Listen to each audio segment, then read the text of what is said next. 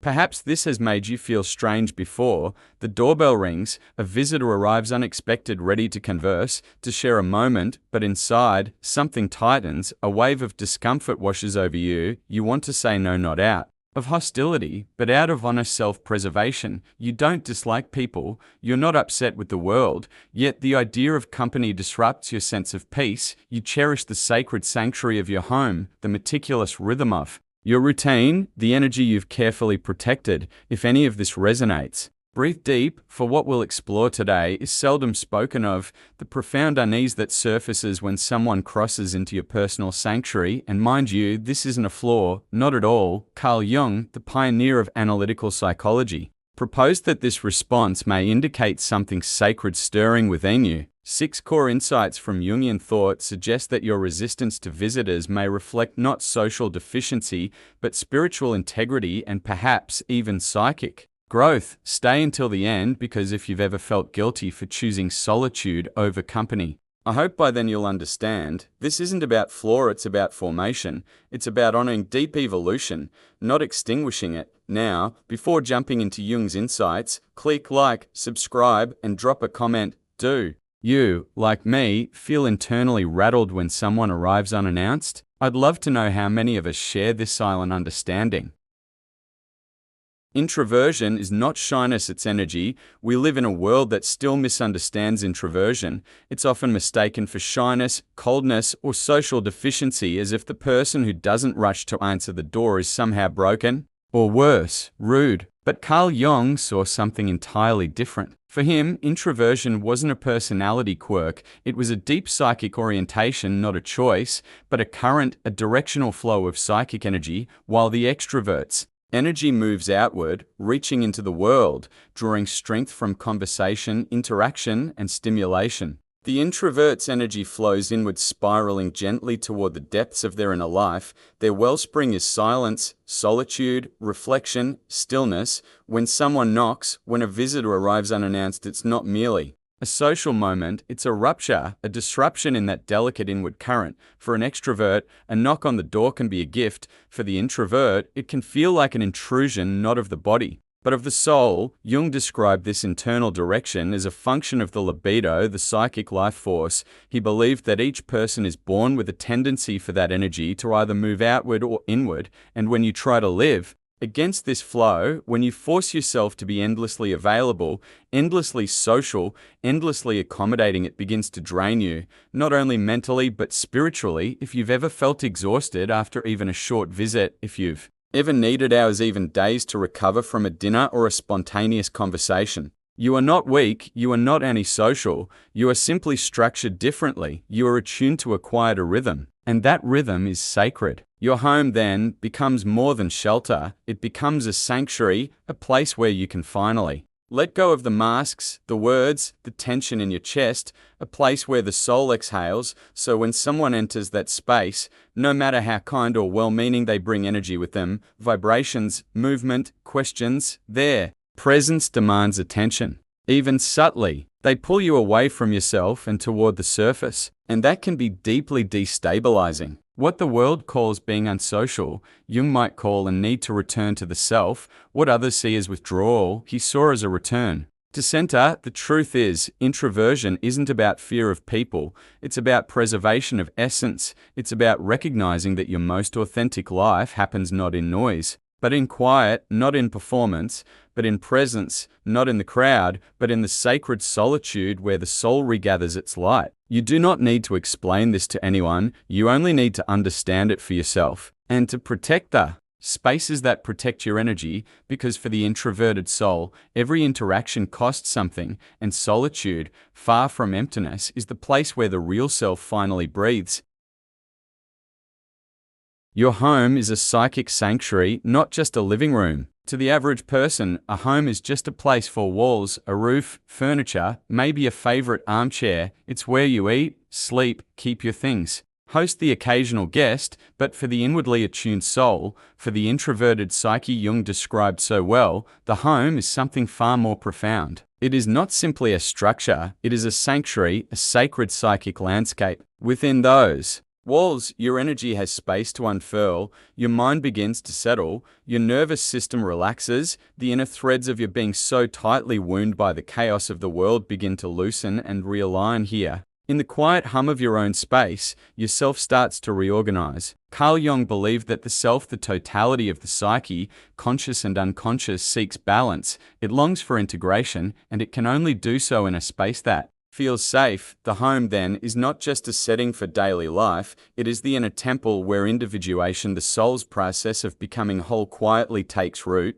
This is why even a well-intentioned visitor can feel like a storm blowing through a sacred grove when someone enters your home. No matter how kind, how familiar, how welcome they may be in theory, they bring with them their own psychic field. Their presence stirs the air, disturbs the equilibrium, their stories, their gestures, their eyes scanning the room, their voice echoing off the walls. It all creates subtle dissonance. To entertain a guest, you must shift, you must activate your persona. The social mask. Jung spoke of the version of you that performs, smiles, accommodates, hosts. This mask isn't false. It's functional, but it's also energetically expensive, and when you wear that mask in your own sanctuary, it comes at a price. Suddenly, you're monitoring your expressions, choosing your words, managing the light, wondering if there are dishes in the sink. You're no longer in alignment with yourself, you're managing another's comfort while quietly sacrificing your own. The still, sacred space that was helping you return to center is now vibrating with the friction of unspoken obligation. And your body knows it before your mind does. You feel tired, foggy, disconnected. You might even feel irrationally irritated, though you can't explain why. It's not that you dislike the person, it's that their presence has knocked something loose inside you, and you don't yet have the language for it. Jung would say your sanctuary has been breached because your home is not just a backdrop, it is part of your psychic structure. Every room is a symbol. The bedroom holds your vulnerability, the kitchen, your nourishment, the living room, your social self, the attic, your thoughts, the basement, your unconscious. The threshold, that front door, is the boundary between who you are in solitude and who the world expects you to be. When that door opens, something opens inside of you too, and it's not always ready. The world loves to romanticize open doors, hospitality, endless availability, but Jung understood the deep psychological need for containment, the quiet space where the soul can safely speak. You are not strange for guarding your space, you are wise, because when you protect your home, you are not being inhospitable, you are honoring the architecture of your own psyche. You are saying, this is sacred, and not everything or everyone has the right to enter. Persona drains while the shadow protects. Every human being wears a mask, not out of deceit, but necessity. Carl Jung called it the persona, the social face we present to the world. It's the role we play in public, the identity weave craft to be acceptable, likable, functional. It helps us navigate conversations, workplaces, relationships, and expectations. It is not inherently false, but it is filtered, trimmed, designed to fit into the world's frameworks, and it serves a vital purpose out there, but inside your own sanctuary. That's where the mask begins to suffocate, because the home, as Jung understood, is more than walls. It's a symbolic mirror of the soul. It's where you are meant to let the persona fall away, where the layers peel back, where the authentic, unadorned self finally breathes. So when a visitor crosses your threshold, even someone you care for, your psyche goes on high alert. Suddenly, the persona must re-emerge, the smile returns, the tone softens, the small talk begins. The sacred dissolves into performance. And here's the quiet truth, that performance costs you. Jung warned of this very danger. When a person lives too long, too often in their persona, they become disoriented, drained, or even eccentric because they've lost the thread of the self beneath the mask. They're disconnected from the unconscious, from the raw, untamed truths of who they are. This is why the discomfort you feel when someone knocks on your door, that low, rising tension, that subtle recoil in your gut, isn't rudeness, it isn't coldness, it is your soul recoiling from the labor of having to pretend in the one place it was meant to rest. Your persona is tired, and here's where it gets deeper. In the moment you feel that resistance, the wish to say, not now, or even, please leave, something ancient stirs in you, something Jung called the shadow. The shadow is not evil, it's not dangerous, it's not dark in the way we've been taught to fear. Rather, it is the storehouse of everything you've repressed in order to fit into the roles life demanded of you. It holds your unspoken truths, your unexpressed anger, your hidden instincts. And yes, your sacred boundaries, the shadow is the guardian of your inner truth. So when you feel uneasy about a visitor, when you dread the knock on the door, it is often your shadow stepping forward to protect your energy. It whispers, "This is too much. You're not ready to perform again. You don't have to pretend here." And yet, most people ignore that whisper. They override it with politeness. They force a smile. They make coffee. They ask how the drive was, all while something deep inside them is shrinking. But Jung would say that discomfort is sacred. Is your psyche trying to protect its wholeness? When you betray it over and over again, when you entertain, host, talk, perform, even when your soul is crying out for stillness, you risk fracturing yourself, you risk turning your home into another stage, and the more you wear the persona in your own sanctuary, the more alienated you become from your inner self. There is wisdom in your resistance. It's not cruelty. It's a boundary, a line between the self you present and the self you preserve. And here's what's revolutionary. You don't need to apologize for it. Not every knock must be answered. Not every visit must be welcomed. Not every mask must be worn, especially not at home, because in the sacred space of your own soul, you are allowed to exist without performance, without roles, without masks, without pleasing, and that, perhaps, is the deepest kind of peace. Created strangers are actually familiar mirrors. There are moments when a conversation feels off, but not because the other person is cruel or unkind. They're smiling, they're being polite, they've brought good intentions, and yet, something inside you stirs, a tension that tightens the chest, a subtle desire to escape, an inexplicable irritation bubbling beneath your carefully composed surface. You wonder, why am I reacting this way? Carl Jung might answer, because that person, without knowing it, has become a mirror, and what they reflect is not themselves, but you, or rather, a part of you you've forgotten, rejected, or buried. This is the strange paradox of human connection. Those we find most unsettling are often not enemies, but messengers of our inner world. They are created strangers, formed not by who they are, but by who we have not yet fully faced within ourselves. Jung taught that everything you repress, every memory you bury, every emotion you suppress, every truth you silence does not disappear. It sinks into the unconscious, and there it waits. It becomes what he called the shadow, the hidden twin of your personality, and the shadow is not passive. It reaches for you through symbols, through dreams, through body tension, and yes, through other people. That's why a simple visit, a seemingly harmless interaction, can awaken deep unrest. The tone of someone's voice might resemble that of a parent who made you feel small. Their questions may poke at wounds you never fully healed. Their presence might echo a younger version of you, eager to please, desperate to belong, always exhausted, and so discomfort arises. But here is the healing perspective. It's not about them, not entirely, it's about the part of you they have unknowingly activated. And the most powerful shift happens when you stop reacting and start listening. Ask yourself, what in this moment feels familiar? What part of me is being touched without my consent? What am I being shown about myself that I have not wanted to see? Because Jung reminded us again and again, what you do not bring to consciousness will appear in your life as fate.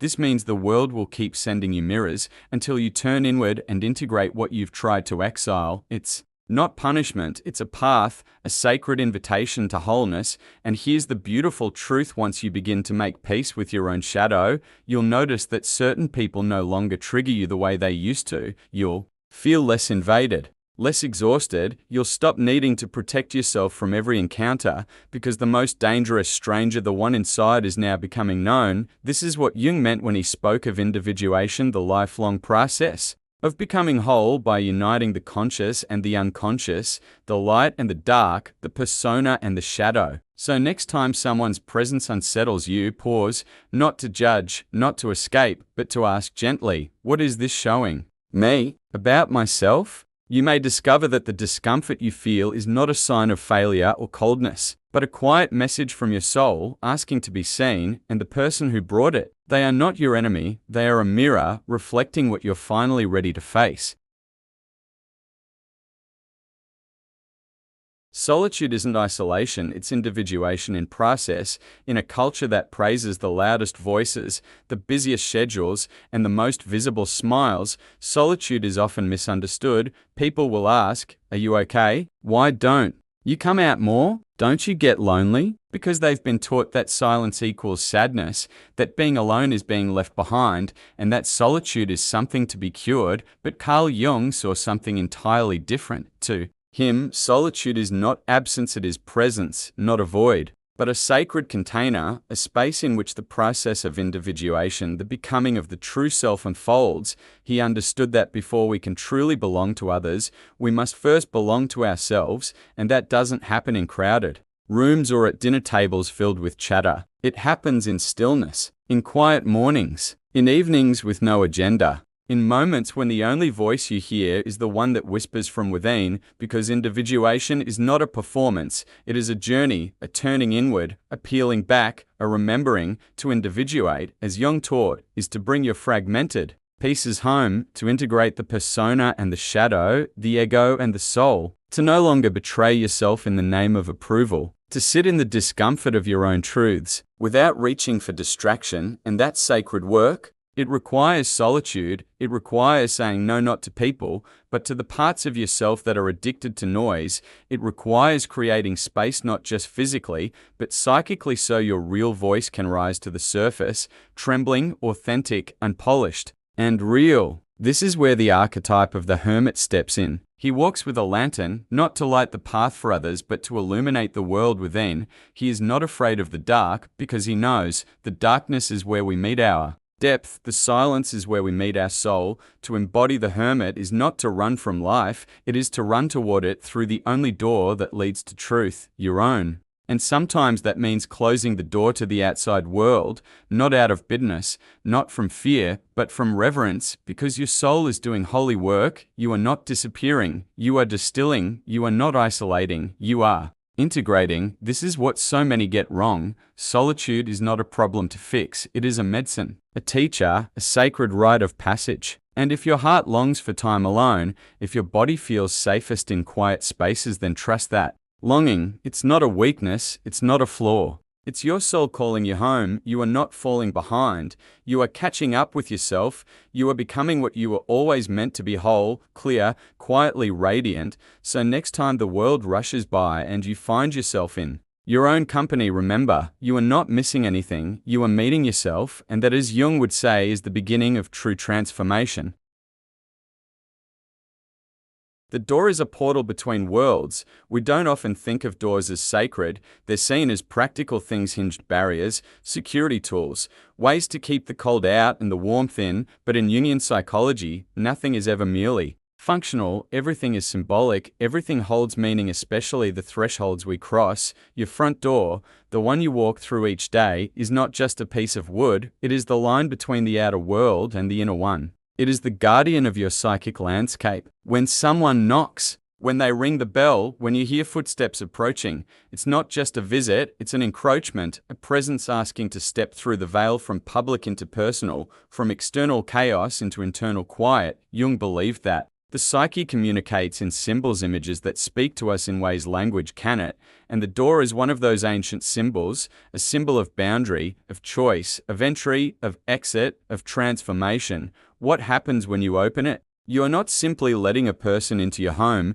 you are permitting their voice, their energy, their mood, their past, their psychic field into your field. And if you're sensitive, introverted, or in the midst of an inner process, you feel it. Even if they smile, even if they mean well, their unspoken baggage enters with them like an invisible fog. Their stories, their tensions, their expectations. They walk in, sit down, and begin to swirl inside your atmosphere. You feel your center shift, you feel your energy recalibrate. Not always by choice, your sacred stillness becomes suddenly occupied, because the door is not just a hinge, it's a portal, and portals demand intention. In Jung's view, when you unconsciously let others cross your psychic boundaries, you don't just lose comfort, you lose orientation. You are pulled out of the symbolic womb that your space has become a sanctuary where your thoughts settle, where your shadow integrates, where your self unfolds slowly, without pretense. The door then is a decision point. Will I let this in? Is my inner world ready to hold this presence? Will I remain whole when the threshold is crossed? These questions may not form consciously, but your body asks them, your soul asks them. And that tension you feel when someone knocks unannounced, That flicker of resistance, it's not antisocial behavior, it's instinct, it's your unconscious setting up a psychic gate, sensing that something foreign is about to cross into sacred territory, because in the metaphor of Jungian psychology, your house is your soul, each room reflects a layer of your psyche, the kitchen, your nourishment, the bedroom, your intimacy, the basement, your shadow, the attic, your higher mind, and the front door. It is the rite of passage. It says, not everyone belongs in here. Not every conversation is medicine. Not every presence deserves entry. And the greatest mistake we often make is this: we open the door out of politeness when our soul is. Whispering, not now, to honor the door is to honor your boundary, to choose who crosses it, and when is not rudeness, it is psychic responsibility. You are not required to let in every knock. You are not obligated to receive energy that feels heavy,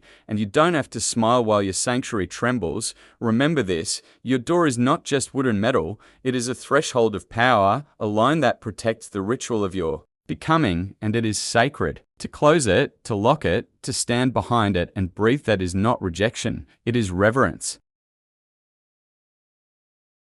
Boundaries are not defenses, they're sacred lines. There is a moment small but heavy when someone asks, "Can I come by?" And something inside you whispers, "No, please no," but instead of listening to that voice, you swallow it. You smile, you say yes, you prepare the coffee, clean the house, sit politely while you're in a world wilts in silence, and afterward, you feel tired, irritable, disconnected, but you can't quite explain why. That, right there, is the cost of ignoring your boundary. We've been taught that boundaries are barriers, walls we put up out of fear or rejection, but in Jungian psychology, boundaries are not walls, they are contours of the soul, sacred lines drawn not in fear but in reverence. Your boundary is not about shutting people out, it is about keeping yourself intact, not the persona you wear in conversation, but the deeper self, raw, real, and in process. Carl Jung taught that individuation, the journey toward wholeness, is not a path of performance, it is a path of truth, and truth cannot flourish in the soil of people-pleasing. You see, when you say yes to others while your soul is saying no, you fracture. Tiny splits in your psyche occur, subtle betrayals of self for the sake of being polite, but over time, these betrayals collect, and the result is fatigue, resentment, burnout, even identity confusion. So what if the real act of love is not the yes you offer to the world, but the no you give it, when necessary? A boundary is not a defense, it is a declaration. It says, I am not rejecting you, I am accepting myself, I am not withdrawing out of coldness, I am protecting something precious, I am not avoiding life, I am choosing the conditions where I can truly live. To honor your boundary is to tell the world, I will not sacrifice my silence just to seem agreeable, I will not dilute my needs to fit your schedule. I will not open my door when my inner room is not yet ready to hold another presence. And if that sounds selfish, it's only because we've forgotten what true self-care looks like. Jung believed that the soul seeks integration, not imitation. To be whole means to know your limits, to understand that your energy is finite, your emotional bandwidth sacred, so that flicker of guilt you feel when you say no, let it pass, let it rise, then dissolve, because every no to the outer world, when spoken from inner truth, is a yes to the soul. It is not withdrawal, it is alignment, it is not coldness, it is clarity, it is not selfish, it is self-honoring. So the next time someone asks for your time, your presence, your space, pause, listen inward, and if your soul says no, let your lips follow with quiet strength, not in anger, not in fear, but in the sacred power of self-respect. Your boundaries are not cracks in your kindness, they are frameworks of your freedom, and to uphold them is to live your life in rhythm with your truth. Resentment isn't about hostility, it's suppressed disquiet. You smiled, you asked, tea or coffee. You nodded, laughed politely, kept the conversation moving, and all the while, a quiet clock inside you was ticking, marking the moments not of presence, but of departure. When will they leave? How much longer must I perform this kindness? This is not cruelty, this is not hatred, this is resentment, but not in the way you've been taught to fear it, because resentment is not hostility, it is betrayed in a rhythm, it is the soul tapping at the walls you've silenced, saying, you promised to protect me, why am I still performing? Carl Jung taught that the deepest wounding does not come from others, it comes from the dissonance between what you feel and what you live. When your body wants stillness but your mouth says yes, a fracture appears, not violent, not loud, but persistent. You tell yourself, it's just one visit, just an hour, I can be polite, and you can, but at what cost? Every time you override the quiet voice that whispers, I need space, you train your soul to mistrust you, you begin to forget what your own boundaries feel like, you blur the lines between generosity and self-abandonment, and then comes the resentment. But resentment isn't the enemy, it is a messenger. It does not arrive to shame you, it arrives to awaken you, to show you where your outer life no longer matches your inner truth, to illuminate the places where your niceness has become a prison, where your smile has turned into a disguise. Jung believed that the soul suffers when the outer self and inner self fall out of alignment. To heal, we must bring them back into dialogue. So what if your resentment wasn't a flaw? What if it was a flare, a luminous signal sent up from your unconscious saying, you are not living in your own rhythm, come back. This is not about banishing others, it's about inviting yourself home, because when you agree to what your soul cannot bear, you don't serve others, you silently diminish yourself, and that inner disquiet turns into tension. Fatigue, irritability, a slow, aching form of inner erosion, but when you begin to honor that resentment not as rejection of others, but as a recognition of your own misalignment, everything changes. You stop offering your time as a performance. You stop offering your presence out of guilt, you start moving in sync with your truth instead of dragging behind your obligations, and suddenly the resentment softens because you are no longer split, your inside matches your outside. Your no is clean. Your yes is honest. Jung would say this is the beginning of integrity, so the next time resentment rises not as rage, but as restlessness, don't bury it. Listen, trace it back to the moment where you said yes when your soul said no. Then forgive yourself and promise to do better, to pause, to ask your inner world what it needs before giving your outer world anything at all, because peace is not the absence of people, it is the presence of truth. The hermit archetype isn't loneliness, it's light. Picture this, a cloaked figure walking alone beneath a moonlit sky. His step is slow, deliberate, not because he is lost, but because he refuses to rush what is sacred in his hand. A lantern, not blazing, not blinding, just enough light to see the next step. That figure is not lonely, he is the hermit. The archetype Carl Jung revered as the seeker of inner illumination, and perhaps that figure is you, because solitude is not exile, it is initiation. It is not about withdrawing from life, it is about walking toward your own soul. Jung taught that the archetypes live within us, and the hermit is one of the most misunderstood. People mistake him for sadness, for emptiness, for the absence of love. But the hermit does not hide, he listens. He steps away from the noise, not to avoid the world, but to remember what is real. So when you feel that deep longing for space, when others call it antisocial, when you are told to come out, cheer up, be seen, pause, ask yourself, am I lonely or am I listening? Because true solitude is not a void, it is a vessel. It is the womb of becoming, a place where thoughts slow down, where whispers from the unconscious rise up, where wounds begin to speak and truth dares to surface. You are not disappearing. You are deepening. Every walk you take alone, every afternoon you spend in silence,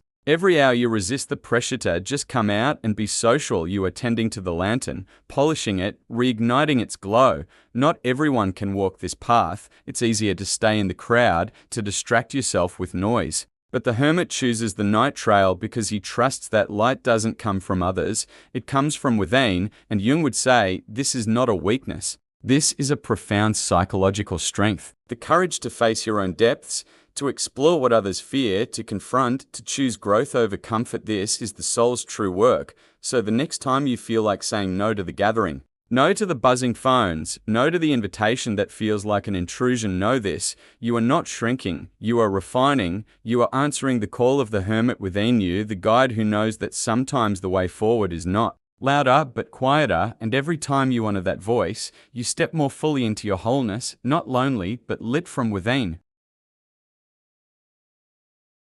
Integration is not isolation. By now, a quiet question may have begun to rise within you. Must I choose? Must I always pick between isolation and connection, between silence and society, between myself and the world? Carl Jung would gently say, no, you don't have to choose, not in the way the modern world defines it, because integration, true psychological wholeness, doesn't mean cutting TIs or closing all doors. It means becoming so deeply rooted in yourself that every connection you form is a conscious act. not a compromise. Jung taught that the path to individuation is not about turning your back on others, it is about turning inward first, so that when you do turn outward, it is with clarity, not need, it is with presence, not performance. Integration means you are allowed to pause before saying yes. You are allowed to feel when something is too much. You are allowed to choose not based on guilt, but based on the sacred rhythm of your own inner seasons. You don't have to vanish into solitude forever,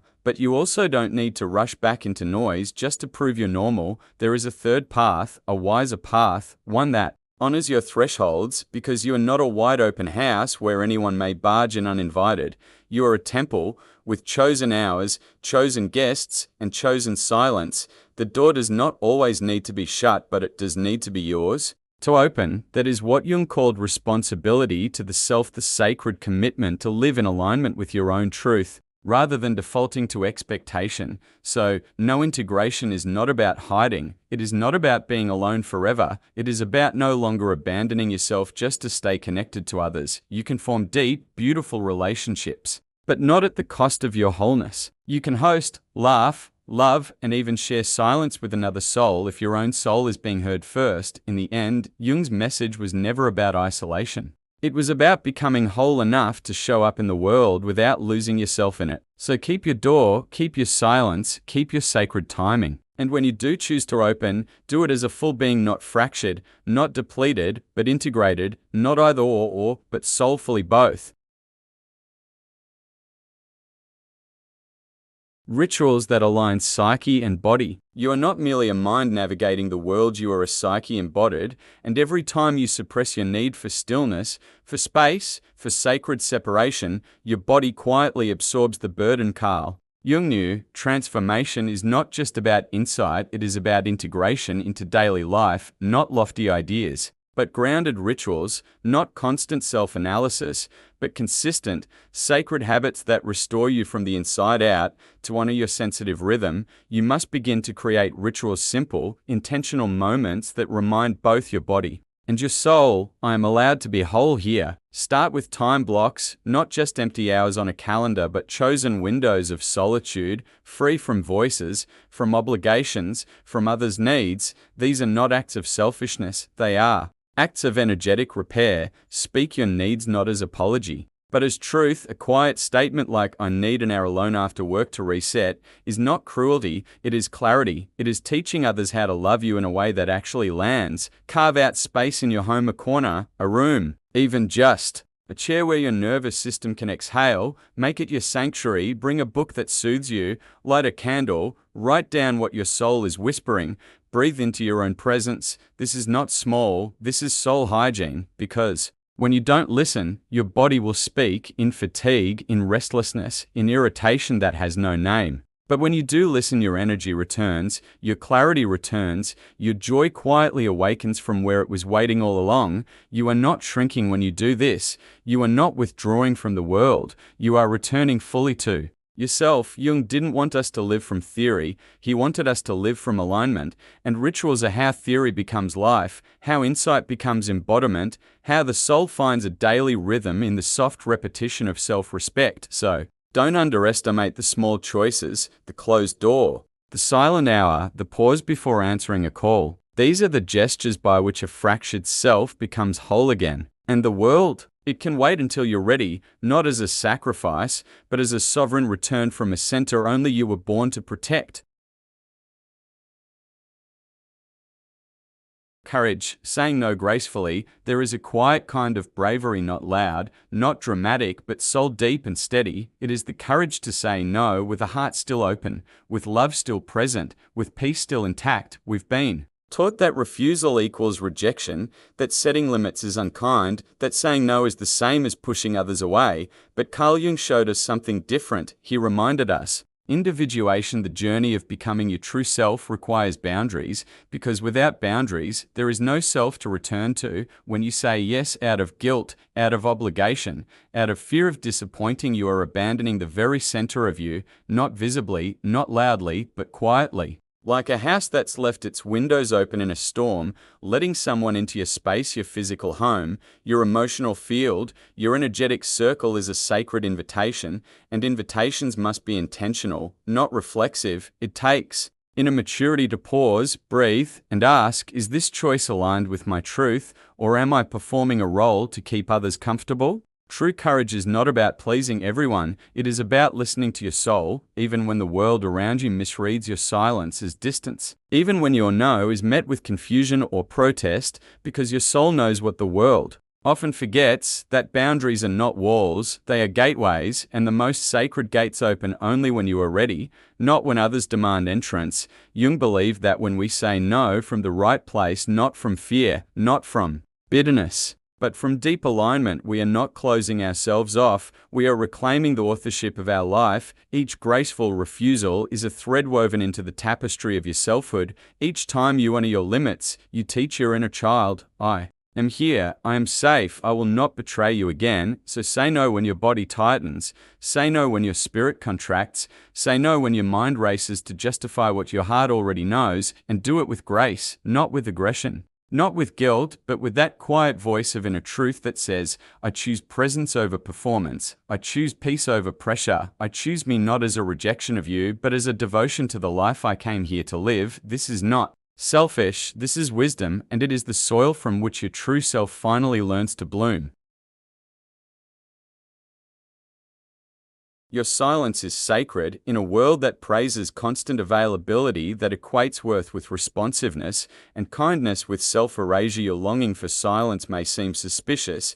You may even begin to doubt it yourself. Why does the knock at the door make your chest tighten? Why does small talk feel like heavy labor? Why does solitude feel like breath, while conversation sometimes feels like drowning? Society may call it antisocial, they may call it avoidance, they may call it cold, but Carl Jung would call it something else entirely: individuation, the sacred return to self, this discomfort you feel when someone steps into your space uninvited. When you're asked to wear a mask your soul has long outgrown, it is not a sign of deficiency, it is a signal. It is the psychic bell of your inner temple, ringing softly, reminding you, you are on sacred ground. Honor this, because your silence is not emptiness, it is fullness undisturbed. It is the sacred echo of your true self speaking in the quiet, beneath the noise of performance, beneath the demands of persona. And your boundaries, those invisible lines you feel in your chest, in your gut, in the way your body contracts when something feels wrong, they are not walls, they are gates.